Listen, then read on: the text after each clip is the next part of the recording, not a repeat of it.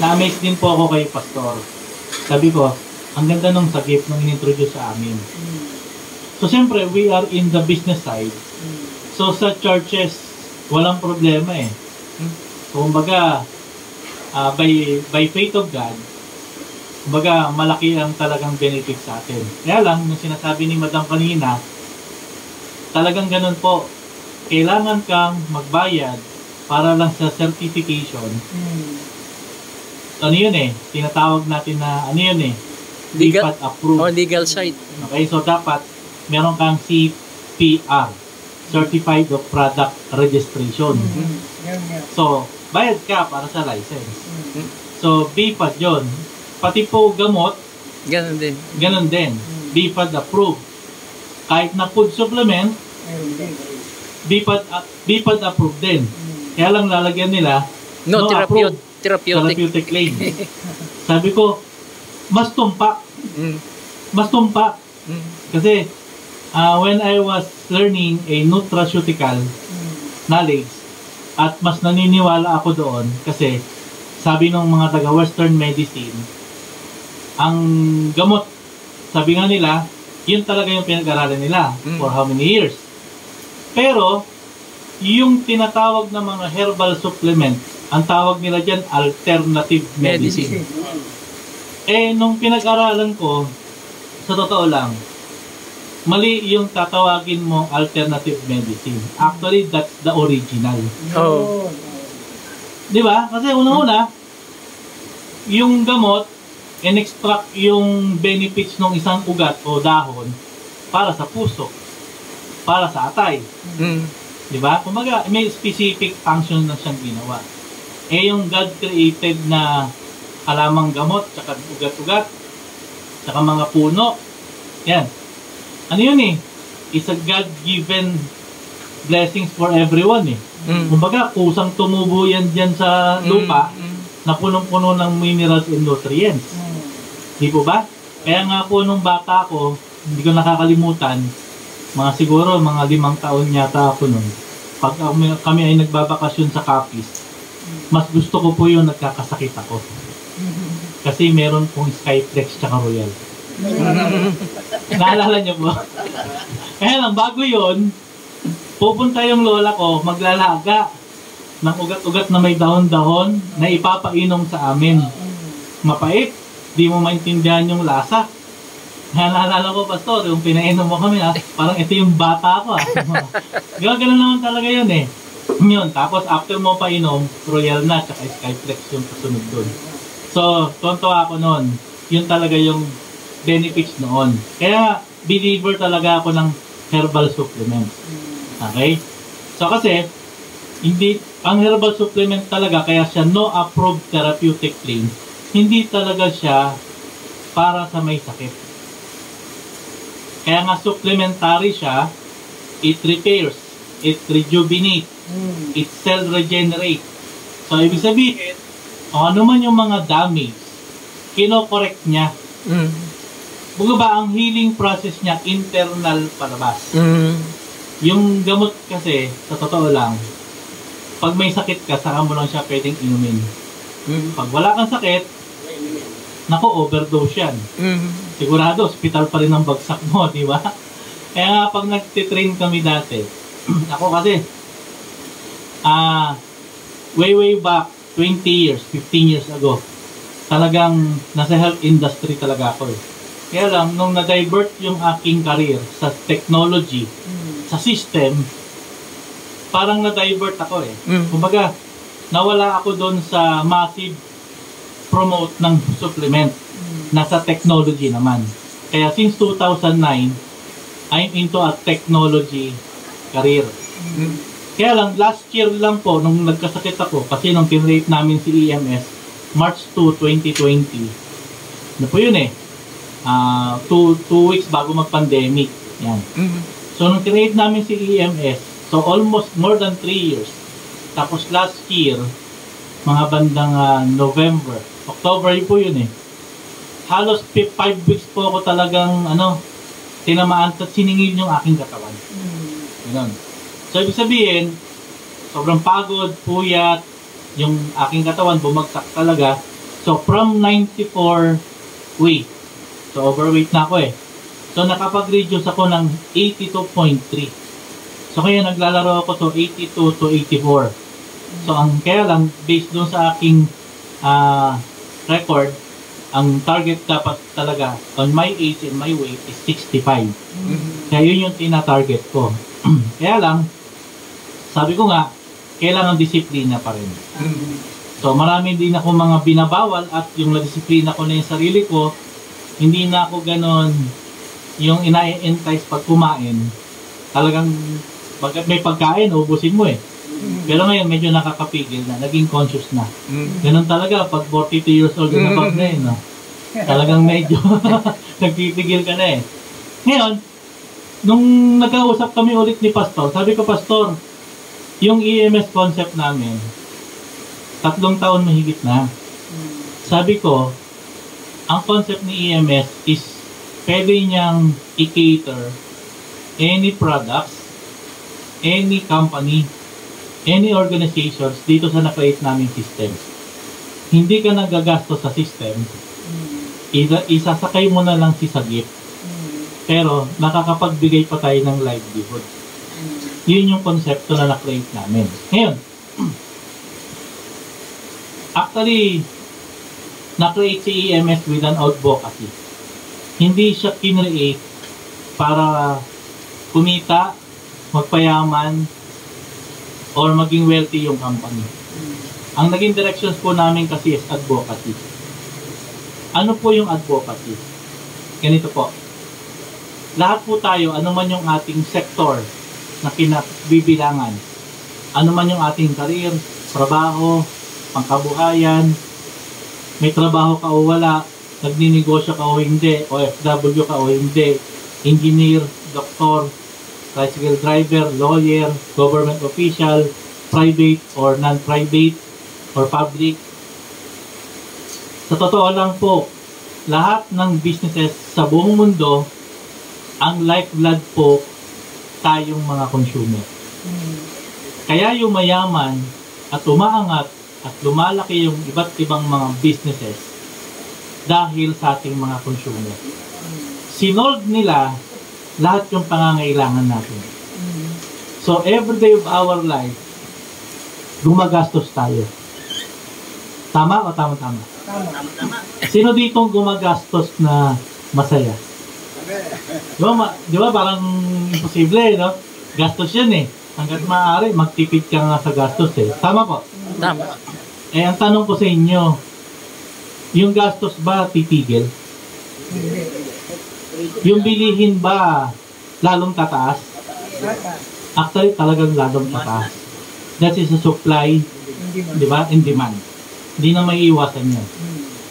Ngayon, ang solusyon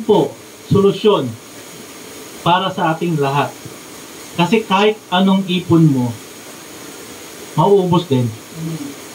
Kahit gano'ng kalaki ang kinikita mo, mauubos din. Lalo na kung ikaw lang yung breadwinner. Tapos meron ka pang anak tsaka asawang kalabit pengi lagi. Tama ko ba? Lalo na pag dumating si Shopee. Di ba? Si Lazada. Ay grabe.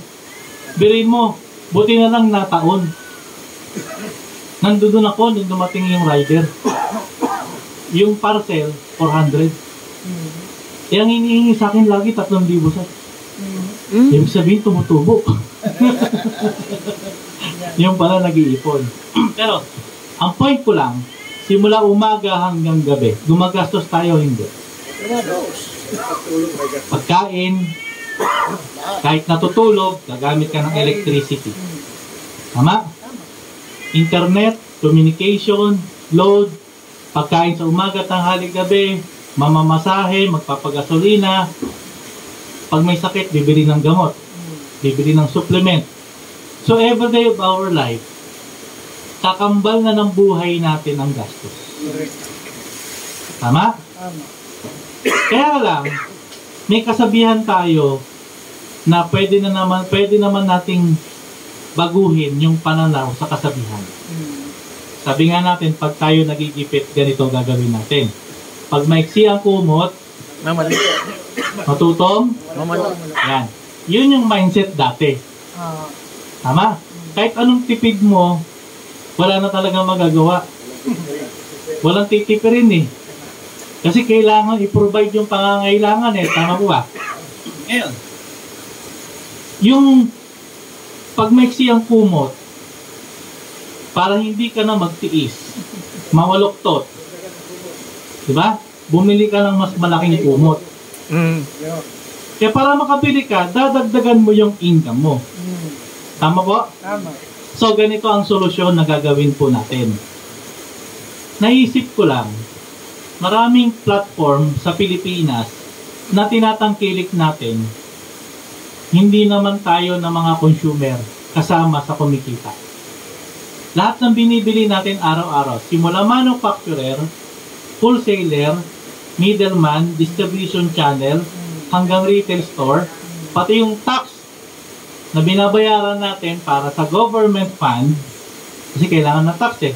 Tama po ba? Tama. Pag lumalakas ka at wala kang tax, talagang hahanapan ka ng BIR. Yan. Even yung mga online shopping platform, Lazada, Shopee, even yung mga retail store. Diba? Diyan ang SM, Robinson, 7-Eleven. Kaya lang, kung papansinin nyo, yung distribution channel ng product, pagdating sa atin, tayo lang hindi kumita. Consumer lang ang hindi binigyan ng kita. Ngayon, payag po kayo na bawat bili mo, huwag kang papayag na hindi ka kasama sa kita. Gusto niyo yun? Amen. Actually, sa totoo lang, maraming business tycoon sa buong mundo at maraming platform sa ibang bansa, dinala sa Pilipinas, tinatangkilik natin. Kaya lang, salamat po sa Diyos, meron pong isang platform na sa Pilipinas po nagsimula na dapat tayong mga consumer kasama pala dapat sa kumita. Payag kayo. Sama kayo sa advocacy Amen. na pag bumili ka ng bigas sa bigasan, kumita yung bigasan, hindi. Kumita. Payag ka, dapat kasama ka rin sa kikita. Payag po kayo. Kaya. Ganito logic. Meron kaming sistema na na-perfect na namin paano siya i-implement. Mm. Ang gagawin natin, co-connect tayo lahat sa lahat ng negosyo, sa lahat ng businesses na kung saan tayo gumagastos everyday. Kaya lang, dapat tayo magkaisa. Kasi, kakausap tayo ng existing na may-ari ng tindahan. Halimbawa, palengke, grocery, bigasan, restaurant, kakausapin natin sila. Number 1, tatanungin natin yung may-ari ng tindahan kung gusto niya bang magkaroon ng maraming customer.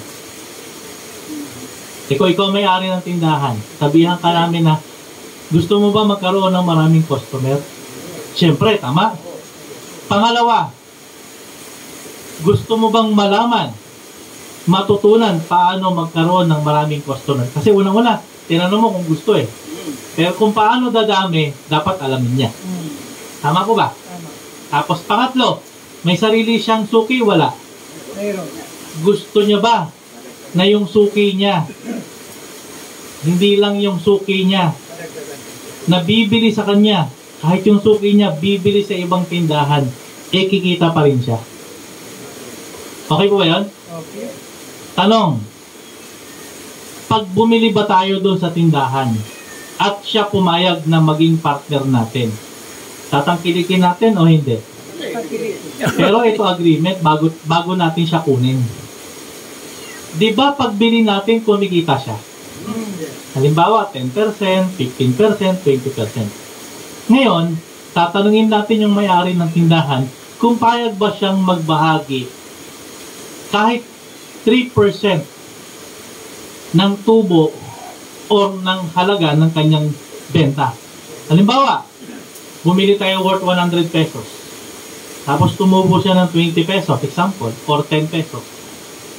Yung 10 pesos, isi-share niya sa atin, pabalik, yung 3 piso. Eh di may 7 piso pa siyang tira. So, in short, parang nabawasan siya. Tama ko ba? Yun naman yung dati nating kalakaran na pag bumili ka, minsan, bigla ka na lang hihingi ng tawad. Tama ko ba? Ate, magkano ba yung paninda mo? 55 yan. 50 na lang. Tawad mo na yung 5. Tama ko ba? So, 10% nga yung 5 pesos eh. Pero nakaka-discount tayo. Tama?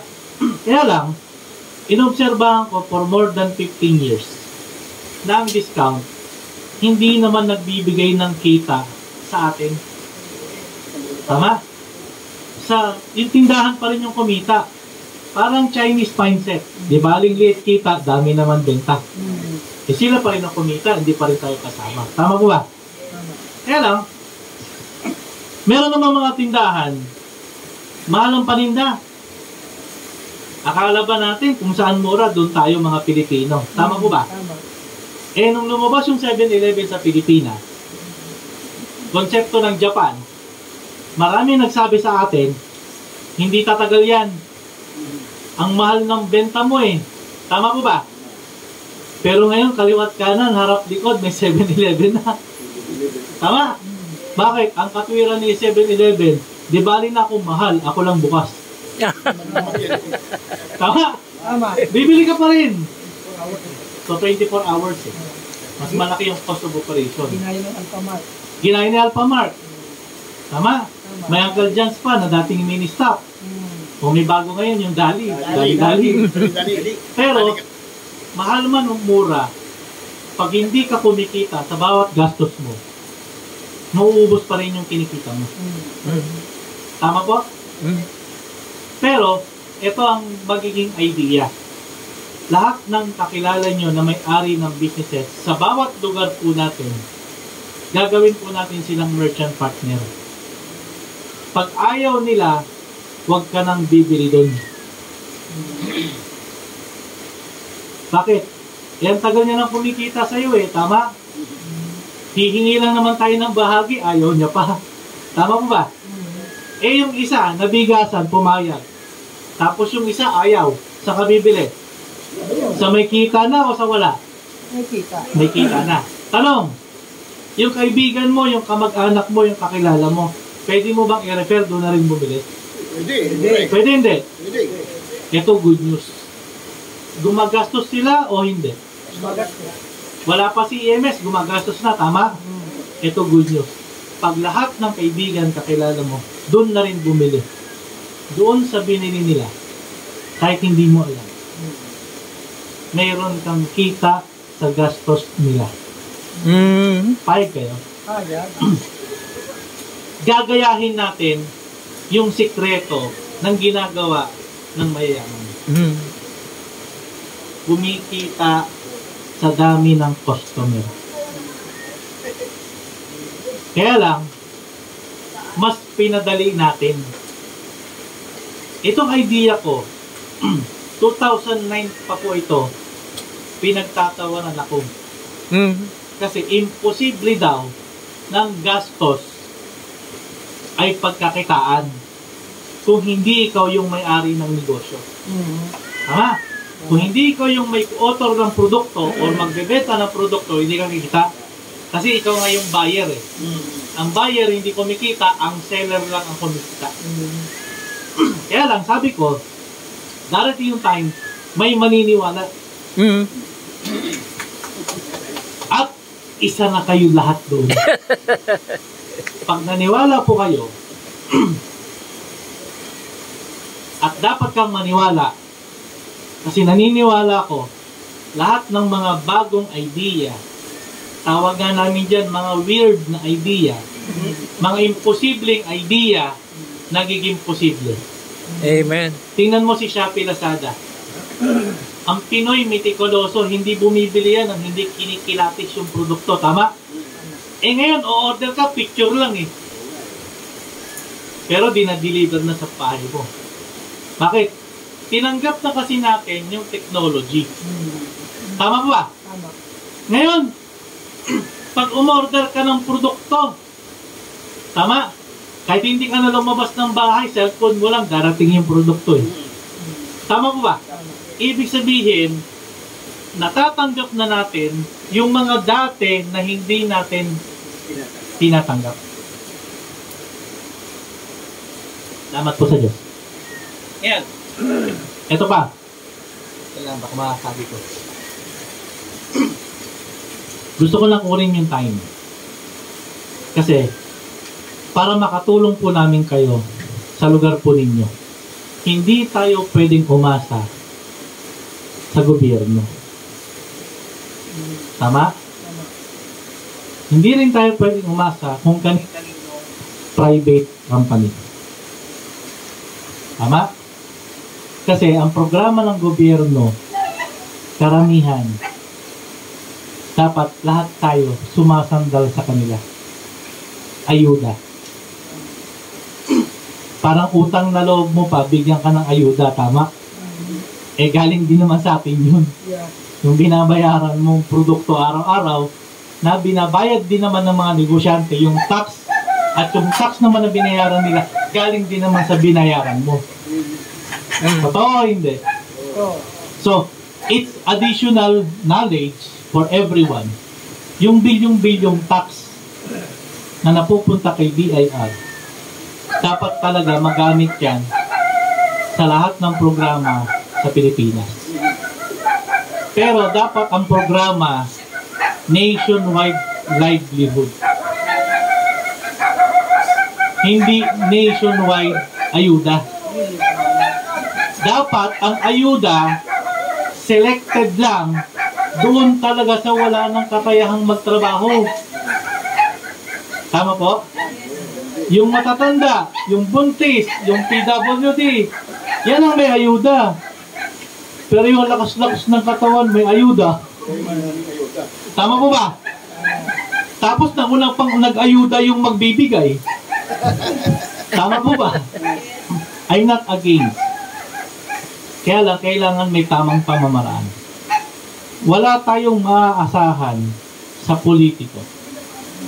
Pero may magagawa tayo. May magagawa tayo. Ano yung magagawa natin? Huwag umasa sa kanila. Amen. Tama? Paano hindi ka aasa sa kanila? Dapat tangkilikin nating lahat yung programa na kung saan yung 110 million Pilipino, 95% alipin ng gastos. Tama? Balik ka rin natin.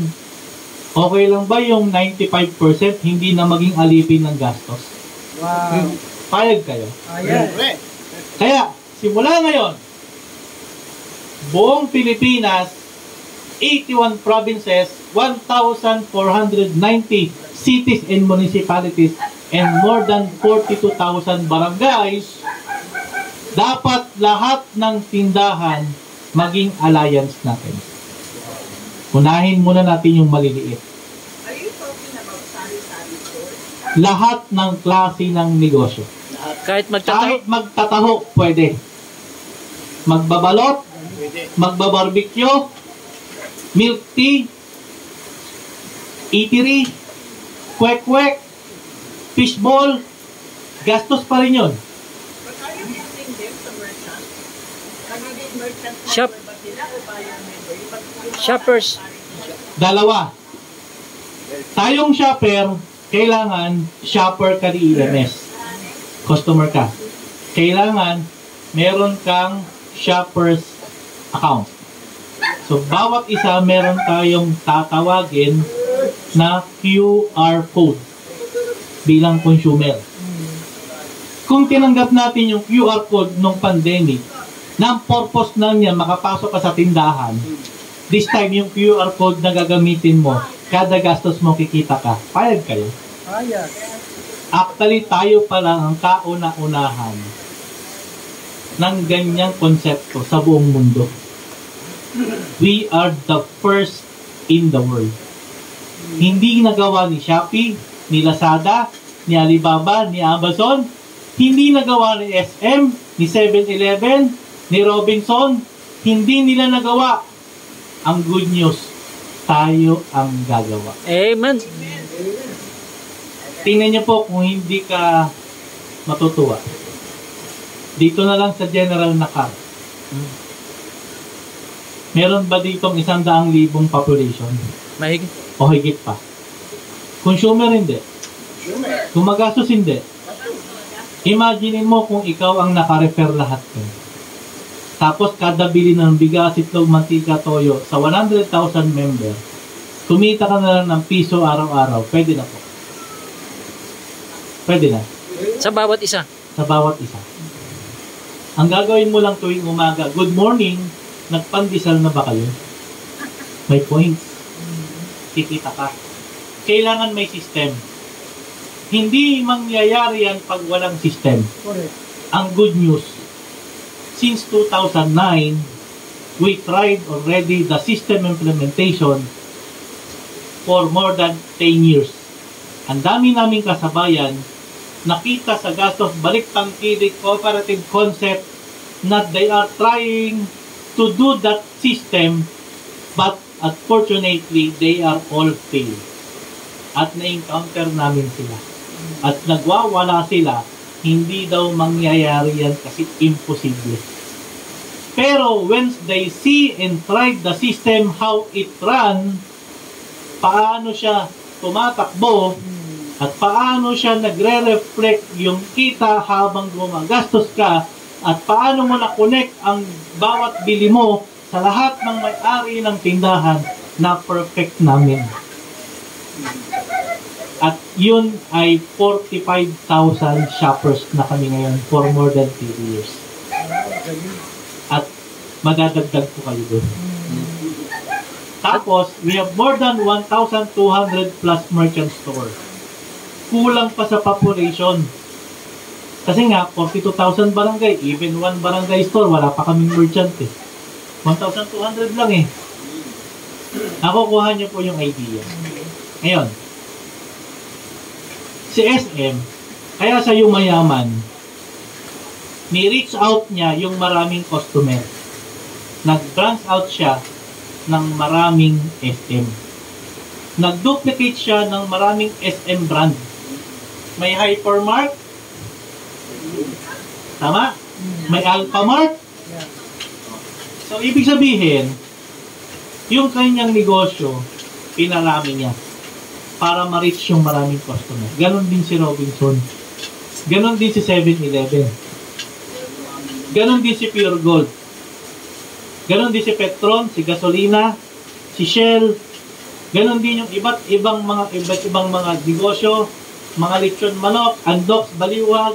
So, ibig sabihin, para maka-reach ng maraming customer, mag-branch out ka or mag-duplicate ka ng business mo in different parts of the Philippines. Tama? Para ma-reach mo yung maraming customer. Ngayon, ito yung maganda sa atin. Hindi ka kailangan magtayo ng maraming 7-Eleven para maka-reach ng maraming customer.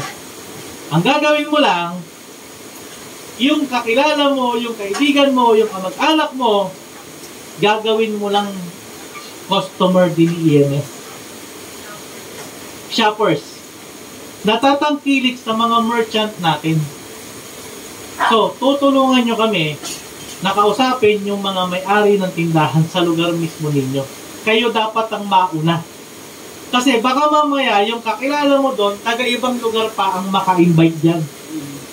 Halimbawa, taga Bicol, taga Cavite, may kamag-anak, kakilala ka, taga Cebu. Lahat ng mag-uumpisa sa Cebu, under mo yun. Nakalink sa kanya. Nakalink sa'yo. Walang pinagkaiba yan, yung 7-Eleven, naglagay sila ng branch ng 7-Eleven sa Cebu. Under nila lahat ng customer doon. Yung principle nila, ginaya lang natin, pero mas pinagaan. Nakukuha niyo po? Ngayon, naipasok yung product ni Pastor. Yung sagip herbs. May spread natin yung sagip herbs. Tama? Sabi ko nga kay Pastor, tutulungan namin pagdating dun sa packaging. Lalaban tayo sa ganda ng packaging. May mga kinakausap na kami. Okay, kasi ang laban ng negosyante, pagandahan lang naman ng label eh. Tama? Presentation lang naman yan eh. Tama po ba? Eh kung ako lang tatanungin mo, hindi naman yung bote iinumin ko, yung laman eh. Totoo hindi. Oo. Kaya lang, pinosok kong usapan. Tama? Pag maganda ang packaging. Tama? Eh ako kasi hindi ako naniniwala eh. Kasi pag yung babae may make-up, hindi totoong mukha niya yun. Make-up nga eh. Tanggalin mo yung make-up niyan, di ba? Sabi mo, beautiful, ganda na make-up, tama? O, pagdating sa gabi, ayaw mo na tingnan eh. Kailangan natural. Natural. Ngayon, binigyan ko na kayo ng idea. Kung paano siya i-implement tumatakbo. Trust God. It's a God-given opportunity for all Filipinos. Sa Pilipinas nagsimula. Global yan. Kaya lang, sige ma'am. Sige po.